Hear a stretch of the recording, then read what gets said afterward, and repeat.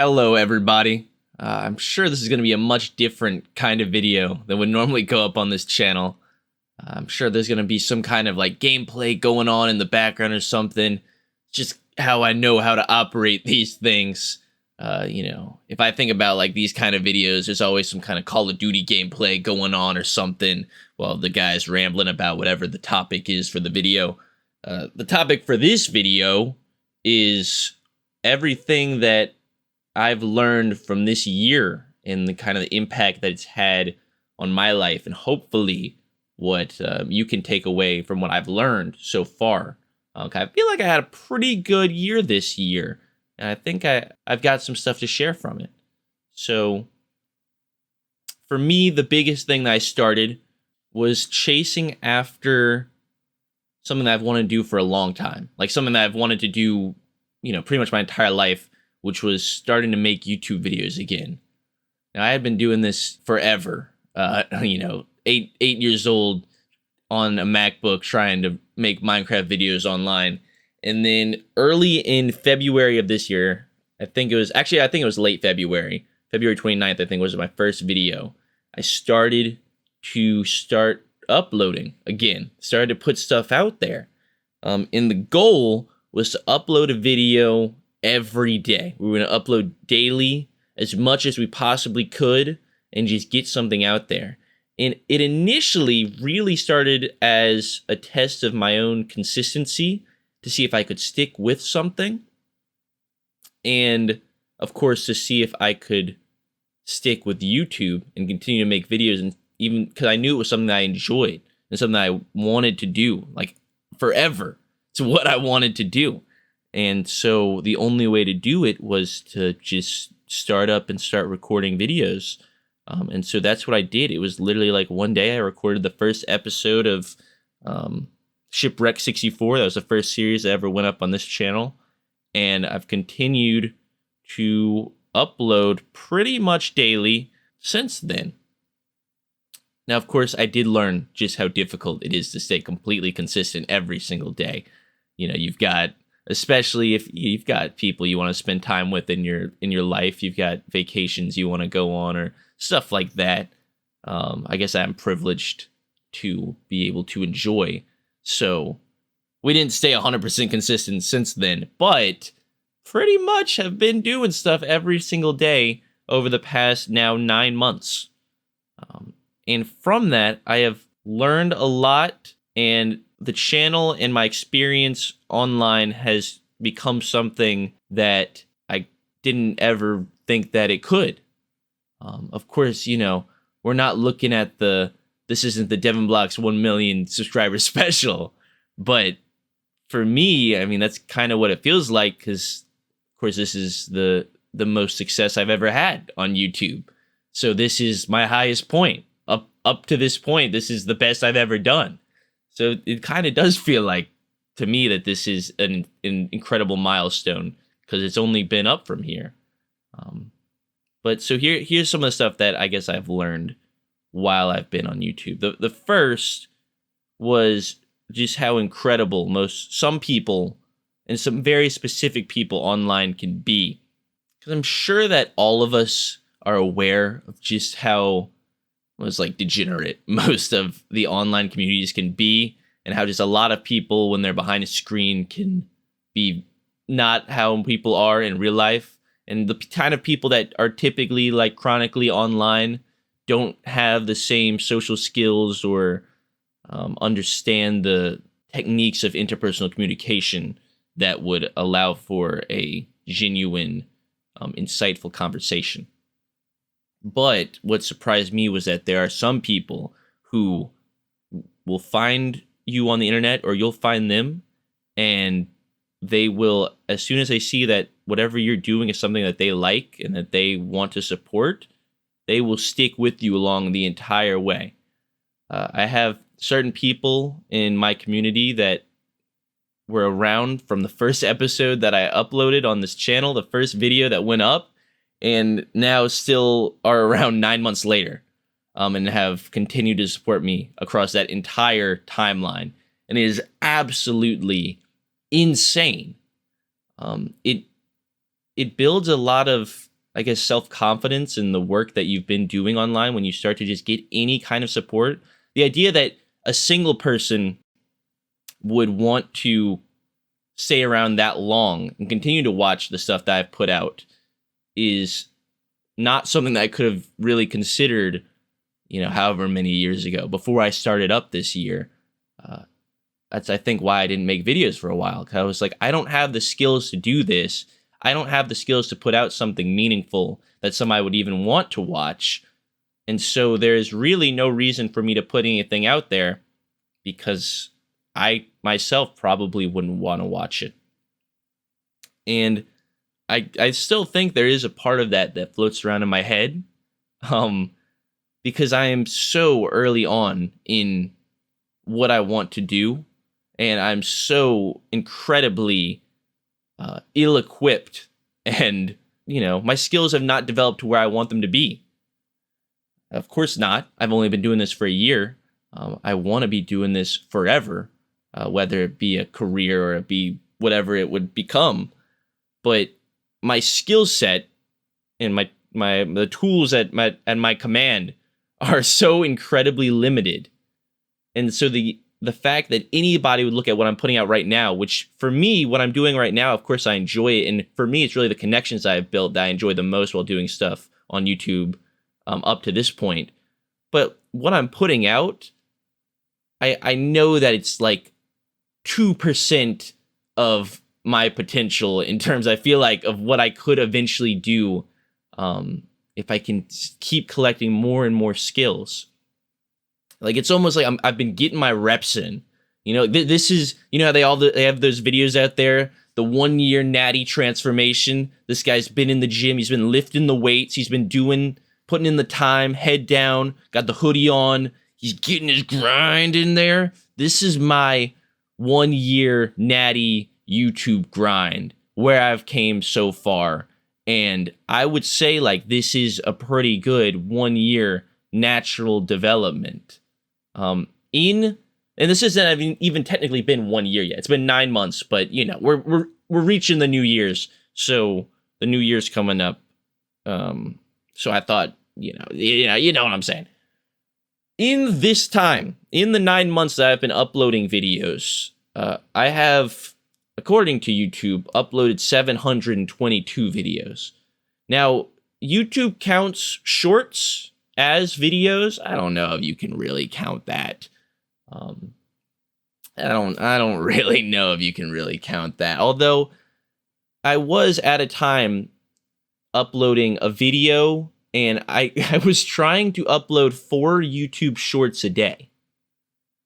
1 video, 4 shorts, and then of course those would also be like uploaded to TikTok. Diversify your, I don't know, that's what they say. Diversify your where your content's going up. Try and reach as many people as possible. So that's what I was doing. They weren't the most high quality YouTube shorts or whatever, but that's a whole lot of goddamn videos. And for the first 5 months, where I really was making videos until I started to begin to live stream, I was making videos from my parents' place, who the internet there is not, it's not great. There's a reason that we had to wait to start live streaming till I moved out, but it was to the point where I'd have to upload everything overnight, because it would take, you upload a 30-minute video was what I wanted to go for. Every day I would try and upload about a 30-minute video. Actually, originally I think they were like 20 minutes, and then over time they slowly got longer and longer.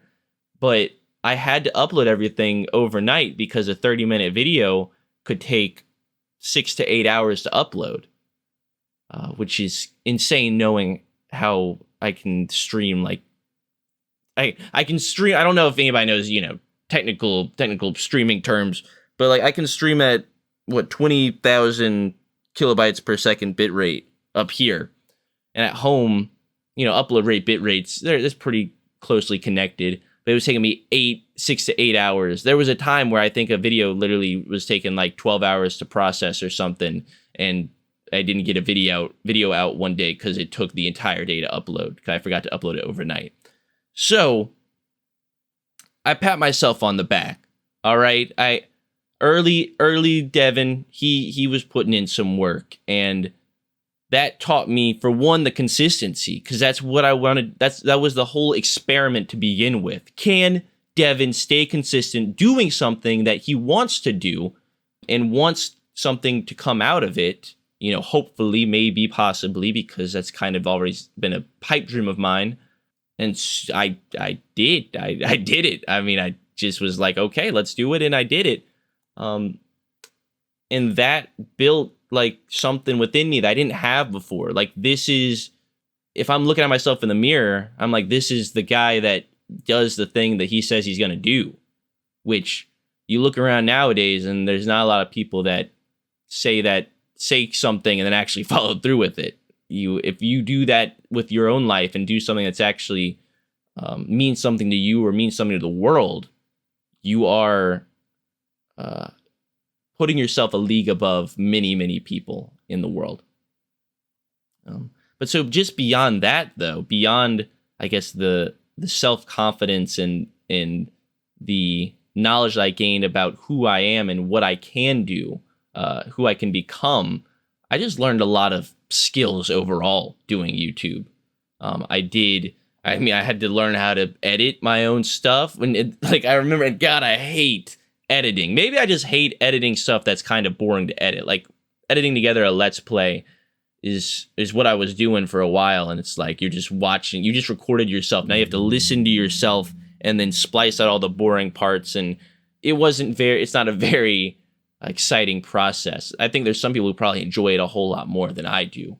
But if a video is going out, I don't want it to be like, I'm not clicking record, ending the video, and then putting it up on the internet.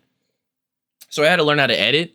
I had to learn, and this is something newer that I've started to learn, but actual, I guess, video production in terms of writing a script and then coming up, you have your B-roll that plays, and then like what's something that's actually happening on the screen, knowing how to properly transition between ideas, just like the general, like, I guess, it's not film production. We aren't making any Hollywood movies here, but I did have to learn just like how, I guess, the composition, how to properly compose a video, stuff like that. Even like graphic design. I was making my own thumbnails. The early thumbnails were just all a picture from the game. It was a picture of the game, and then you slap actually, no, I was going to say you take a picture from the game and then you slap the logo on there. Well, I don't think I was even putting the logo on there. It was literally like just put a picture up there. Just slap it. Just slap the picture, put it on the internet. That's your thumbnail. I have tried to evolve a bit from that, learning what looks good, how to properly compose, I guess, a digital image in a way that looks pleasing to the eye. Like, I just learned a lot of skills I wasn't necessarily trying to, but I was like, if I want to do this, I guess I got to do this now. I got to learn this now. I got to learn this now. And then it all just kind of built up over time. And I do see how far I've come looking back at how I was doing things early on in the video making career. There's a lot that I had to figure out. And of course, and like I said, I feel like we're only like 2% of what I could do as I continue to get those reps in and keep making stuff. The more you make, the bigger your skill set improves, the more you add to your repertoire. But there's a lot I can still work on, but I learned a lot in the span of time that I've been making videos. I also, and this is for me, I guess probably the most insane thing that's happened over this year, and I did it in a year, was making my first ever, dollar bills off of YouTube. They aren't it's not, okay, I want to sound modest, but I also am I'm a realistic guy. All right. I do actually realize how far money goes nowadays. I got my first YouTube paycheck of, about $100 for 2 months of making stuff online. Okay. Now that is kind of an insane amount of money, considering that I was making videos for 7 months and made $0. So $100 is like an infinity amount more than zero. I don't. You can check the math on that, but it is pretty incredible to make any money off of YouTube at all. Now, of course, $100 for 2 months of work. We're not cracking minimum wage yet, but I'm very much okay with that. I think it would be stupid to try and to live off of a YouTube income when I'm not capable at the moment of making something that deserves to be a livable income. I understand that what I'm putting out there probably doesn't deserve any compensation at all. I hope that I am entertaining people, and from what I've seen, there are some people that like what I'm doing at the moment right now, and I very much appreciate those people. But there is a part of me that assumes that most people that are willing to support me right now are doing it because they either see something that they hope that I can continue to improve and, make something of myself that is worthy of people watching, or they just maybe like me as a person. But definitely what I'm putting out right now does not deserve any form of monetary compensation. There's so many talented people out there, and I very much hope that I can continue to push myself and earn my spot amongst the greats, because that's really what it is. I don't know if you guys have ever seen the movie Whiplash with Michael Teller, but that movie speaks volumes to me. And I don't think this is the message you're supposed to get from the movie, but I don't even know if there is really a message. But for me, this idea of this insatiable hunger to be great, I've kind of coined this term in my coin in my head. What is it called? Coin a term. I've kind of coined this term in my head, the curse of greatness. And I think it is not everybody has it, but it's this idea and this belief that you have the ability to be great, and that you almost have a responsibility to reach your own personal greatness, that you have to do it. And there's days where you might not want to be great. You might want to just be average. You just might want to be, oh, well, I can just be like everybody else and that would be fine. But you try and do that. You try and live like that for, any length of time. You try and convince yourself, no, maybe I am just an average guy, or I don't have anything to really offer to the world that makes me extraordinary. And it will eat you alive. I think not everybody has the capabilities, either from their environment. They might not be in a position to reach their full potential. I think some people, sadly, might not have the talent to reach their full potential. Although I don't know if I completely agree with that, because I don't think I'm a talented individual, but I do believe that through hard work and dedication and discipline, that I could reach any goal that I set my mind to. But I think there is just something in some people, and I've heard it from so many great people. You hear how Mike Tyson talks about that. He talked about how he was cut from the same cloth as Muhammad Ali, as Sonny Liston. Is that his name? Is that another boxer? He knew that he did have a place waiting for him amongst the greats, and that it would be waiting for him there, and that if he didn't get there, he would have to live the rest of his life knowing that he did not reach that spot. He did not reach his fullest potential. And I feel that within me. And if this speaks to you, if you're getting what I'm saying, maybe you're somebody like that too. I don't know. I've always had this idea. Maybe it's a bit of narcissism, or I don't know. I don't know what you call it. I hope I'm not hurting anybody with this kind of mindset. So I think it would be okay as long as it's not disadvantaging someone else or negatively affecting the world. But if you are feeling what I'm saying, then you might be one of those people too that has this curse of greatness.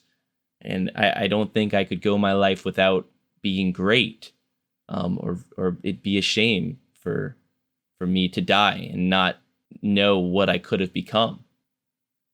Kind of, I don't know how I got on that tangent there. I forgot exactly what we were talking about, but that, yeah, I hope that I can continue to improve upon myself, and I am in this in the long haul. I do plan to do everything in my power to reach my fullest potential. And the fact that I am so insanely far away from that, and that people are still willing to support me, is absolutely amazing. Absolutely amazing and heartwarming, and also motivational. Gives me a lot of motivation, inspirational. It pushes me. All right, I guess that's what I'm trying to say. It pushes me to keep going, and that maybe I do have something here because other people might be seeing it, and if they're seeing it and I'm seeing it, then it must be real, right? But yeah, I guess that maybe I don't want this to go on too long. I guess that's where I can wrap us up here.